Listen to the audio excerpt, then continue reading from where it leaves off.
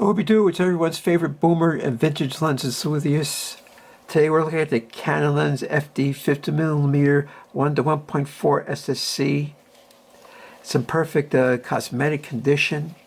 Man, it's in perfect condition. It's got the silver ring, which means that the focusing is buttery smooth and there's no backlash. When you want to open it, you got to put it here. You rotate this ring, it pops off. And then you got to leave it in the open position, put it back in, and rotate the ring as far as it goes this way, and then lock, and that stops down the aperture.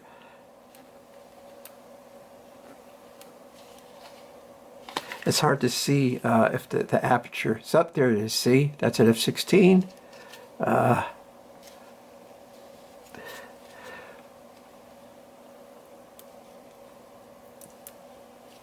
That's the open and close on the adapter. Let's see if we can do that again. And there's your clickable f-stops. Really clean optics. Beautiful lens. With this lens hood, it's not such a flare beast.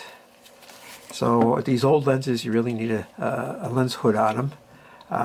What can I say about this lens? I went to the park. I stopped down to f8. I want to show you something. This is a Nikon Z50, which is a nice camera. Let's go to the menu.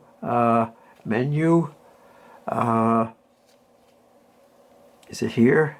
ISO sensitivity, picture control, active D lighting. I moved the active D lighting to high because it was on normal. And what it does, and I highly recommend you do this, is it expands your gamma. So it preserves the highlights and the shadows, but expands the gamma. There's only, I don't know if that affects, if you adjust the contrast or saturation, I don't know if that overrides that. I have to look into that and do some more experiments. But for general picture taking, I found it expands the gamma, which means it makes the midtones brighter.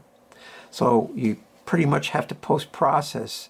And what I do is I just use a standard photo editing software, and I take the gamma and I reduce the gamma until I get the sort of picture I want, and it comes out great. I like the way it looks. That's just the way I shoot.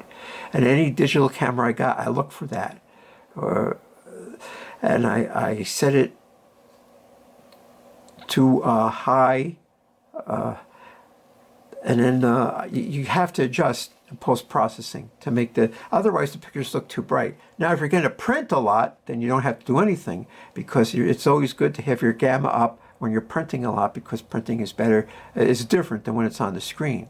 For the purpose of these videos, I reduce the gamma a lot until I get the tonal range that I think is makes the picture look good on the screen. And so I went to the park, shot a lot of pictures at f8. This is what you call a telephoto lens, where you could zoom up by using a crop and you get and see fine detail still. This is I think a 20 megapixel sensor, and it holds up really well. I mean, the Nikon Z50 is a nice camera. It's small, it's lightweight.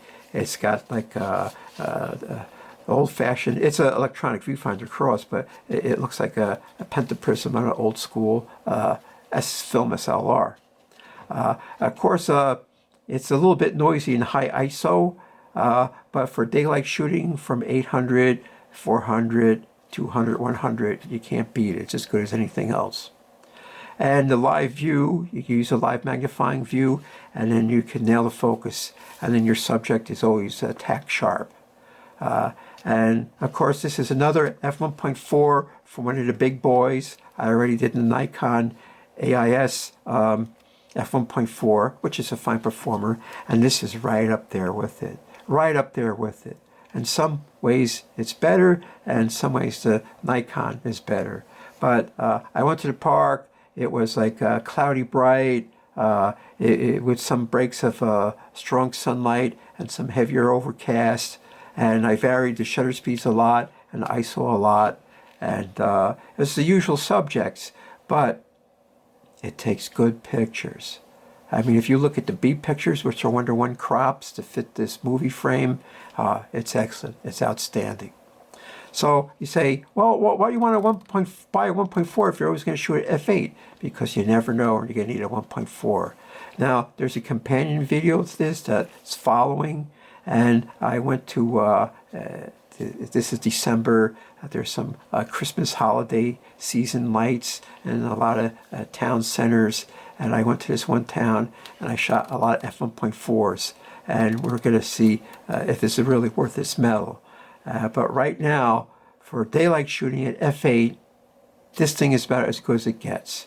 1.4s are still a dime a dozen compared to like f2s or 1.8s, and I would highly recommend buying this lens over a 1.8 or f2, because if you stop down to f2, 2.8, 4, 5.6, 8, even 11 and 16, you're going to get some really, really good results. And for those occasions when you want 1.4, you got 1.4. And, you know, then we could use a slower ISO or a higher ISO with a faster shutter speed, and you could get pictures that are not possible to get with an f2. Now, at f8, bokeh is buttery smooth, and you'll see that in the following slideshow. Man, it's like this nice. It's just like it's smooth, out of focus images that are out of the depth of field, and it just has a real natural look to it. And those things that are in the depth of field are really, really sharp, really sharp. So this is a fine lens, and for a slight premium over f2, I would recommend you get one of these, without a doubt. It does have a regular, you can get a regular screw-in lens hood. You don't have to get the Canon one.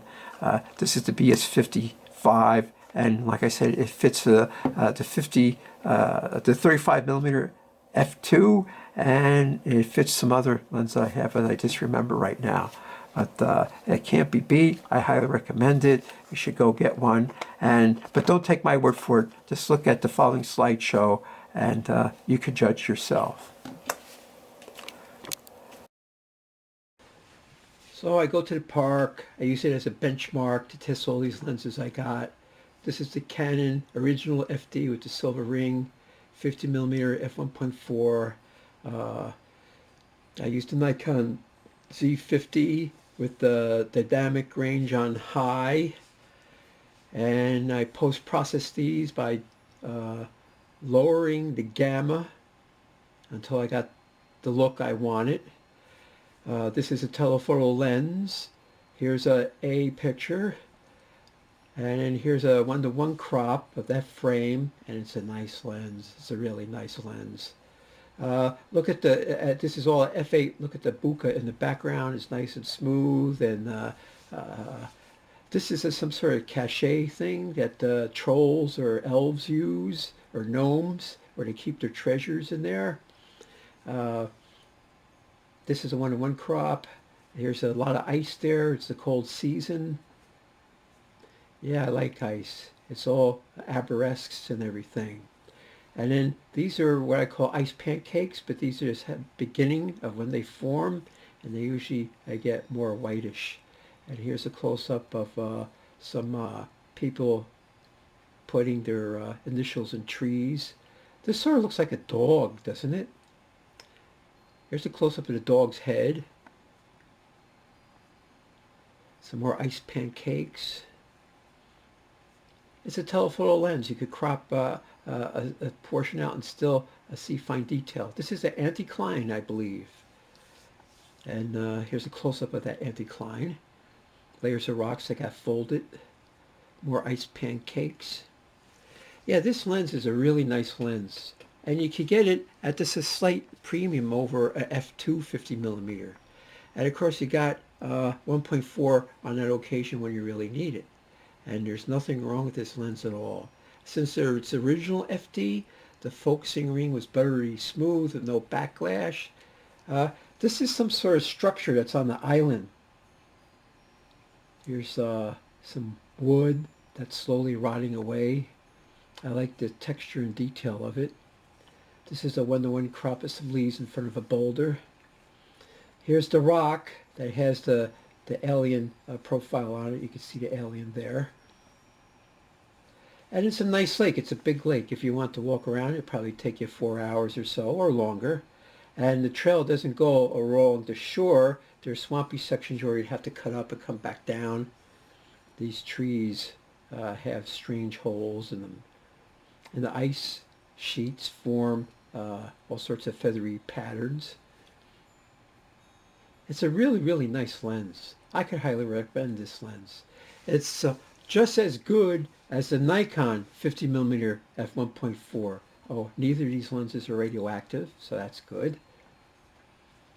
It looked like something, but I can't say exactly what it looked like. I just took a picture of it anyway. The ice is starting to form. We had some rain after a long drought, and the ice formed into super cold weather. There's a close-up of a bolt on a bridge abutment. That was a one-to-one crop. Yeah, the ice was everywhere, making all sorts of strange forms, and I couldn't resist taking pictures of it. And then I just did some one-to-one crops of boulders and such without an overview. Yeah, the trail had some snow on it. It went through the woods. It just looked interesting, so that's why I took its picture. This is early in the morning. You can tell by the timestamp. And the shadows accent the topography of the land. And did Bigfoot place these boulders there to hide behind? Or was it the hand of God?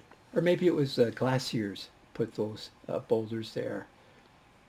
So it's a very interesting park. It's got a lot of subtle scenery, and it's, if you want to take an hour walk, it's really a nice place to go. I like to go in the winter when there's no one around. And the colder it is, the less people there are. And especially now it's the holiday season, everyone is out shopping. Because I had been down where the stores are, and traffic was a beast. And then the way home, as I got closer and closer to this park, there's less and less traffic. So there's something to be said for that. And I was shooting into the sun, under the sun, to the left of the sun, to the back of the sun, with the sun behind me. And so you could see, how does this lens really perform? And it performs excellently. I think it's an excellent lens. Like I said, I had the dynamic expansion on, and I had to post-process the gamma, but that's all I did. I didn't sharpen anything. I like the Z50 because it has an excellent live view magnifier where you can really nail the focus. I locked the aperture at f8, so I didn't have to deal with that, and I let the camera pick the shutter speed. Now when you have the dynamic range boost on, I don't know if that overrides your exposure bias or the contrast or any other adjustments. I'll have to look into that, which I haven't yet. They had this pyramid here. It was an old iron forge, and it's only like 200 years old, and they're letting it fall to rack and ruin. I know of one other that had fallen apart, and there's one other in some other county that I should get to and check out. Now, this sign they place in front of the iron forge. It's like made out of cast iron, I would guess. Looks like it's enameled. And I just use it as a benchmark picture so you can see how good or bad these various lenses are. And the Canon original FD f1.4 is a really good lens. And if you're a Canon guy, you could get one. And if you're a Nikon guy, go get a Nikon. If you're a Pentax guy, go get a Pentax one. Now these lenses have to be 40 years old at least, and they still hold their own on high megapixel modern sensors. So what does that tell you? They made these lenses many, many times better than they had to compared to what film resolution was. And for the price of a modern lens, I could get like 5 or 6 of these vintage lenses of all different types. So just like Picasso was in his blue period, I'm in my f1.4 period, where I shoot all these different f1.4s and see how they hold up. And they're telephoto lenses, without a doubt. I mean, you don't need any other lens except this lens, and you can just like zoom in on something post-processing. And you can tell that f8 has a really nice bokeh. It's a decent amount of depth of field without a doubt. And these vines were wrapping around vines and choking each other. Here's the remnants of some wall that was made by ancient humans, ancient astronauts. What was the deal here with these walls? Like modern humans couldn't do that. They're probably stacked by hand, right? Of course, other people, they do have pyramids that are thousands of years old, or walls that are thousands of years old, and all I got is these walls that are a couple hundred years old. And mulberries. So the bottom dollar is, go get one.